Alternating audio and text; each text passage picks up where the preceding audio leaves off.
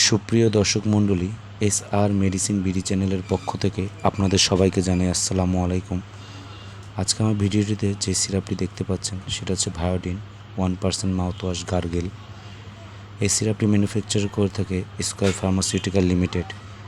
আজকে আমার এই ভিডিওটিতে ভায়োডিন সম্পর্কে থাকবে এর ব্যবহার বিধি, ডোজ এবং কী কী রোগের ক্ষেত্রে নির্দেশিত এই সম্পর্কে বিস্তারিত আলোচনা।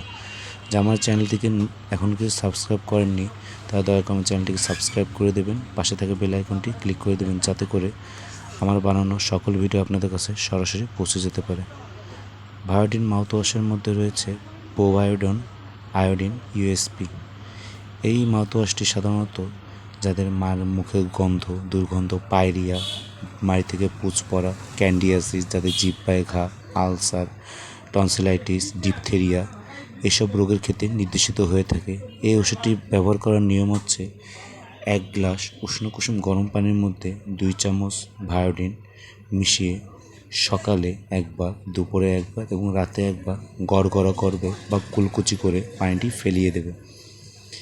এই ওষুধটি মুখের যত ব্যাকটেরিয়া, ছত্রাকজনিত রোগ এই রোগের ক্ষেত্রে মহা ওষুধ হিসেবে কাজ করে থাকে। এই ওষুধটি দিনে 3 বার এবং মাসে 1 মাস, 2 সপ্তাহ, 3 সপ্তাহ ব্যবহার করা যেতে পারে। এই ওষুধটি বিশেষ করে পাইরিয়ার রোগের জন্য খুব ভালো কাজ করে থাকে এবং ডিপথেরিয়া বলতে আমরা বুঝে থাকি টনসিলের উপর যে সাদা সাদা ফাঙ্গাসের মতো এক ধরনের ঘা হয়ে থাকে, তার ক্ষেত্রে এই ভায়োডিন 1% মাউথওয়াশ 1 গ্লাস উষ্ণ কুসুম গরম পানির মধ্যে 2 চামচ মিশিয়ে সকালে, দুপুরে, রাত্রে 3 বেলা গার্গেল করে পানিটি ফেলে দিতে হবে।